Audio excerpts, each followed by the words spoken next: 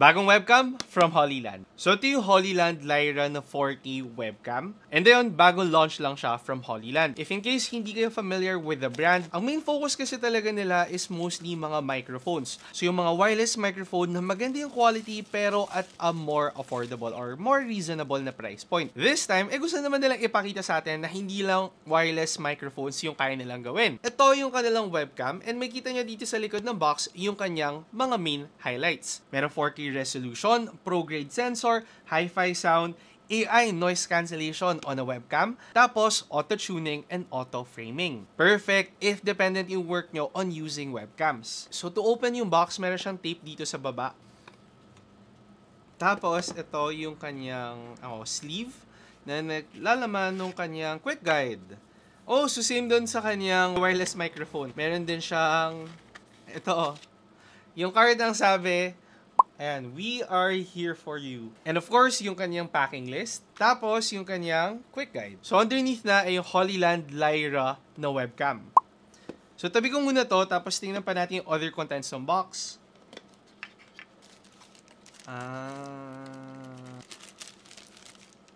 Ito naman yung kanyang USB Type-C to USB Type-C cable. And then, meron pa siyang, Tapos, ito naman yung kanyang magnetic base.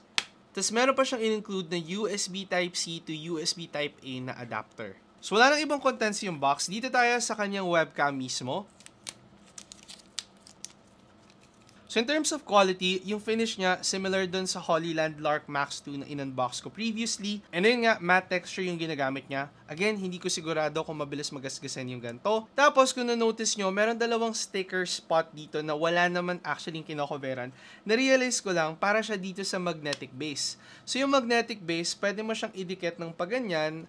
Tapos, pwede rin, cool! Vertically, katulad ng gantong orientation. So, depende na lang sa needs mo whenever using a webcam. Pero at least, meron kang option for vertical o kaya horizontal orientation using your webcam. So anyway, ito na lahat ng contents ng box for the Hollyland Lyra webcam. If ever na interesado kayo, nagkakalaga to ng 9,510 pesos. Medyo mataas yung price, pero yung depende na lang talaga kung gaano nga ba ka-importante ang high quality webcam pagdating sa workflow nyo. If in case naman na kailangan nyo ng better na audio pickup para sa boses nyo or better na microphone, meron pa siyang combo with the Lark A1 na compatible with the Lyra webcam. So, pwede pa kayong gumamit ng wireless microphone when using your webcam. Ngayon, itong Lyra webcam, gagawa ko na review para sa YouTube channel ko, Alvin Tries Tech. Follow nyo na lang ako. Again, ako si Alvin. See you next time. Ingat!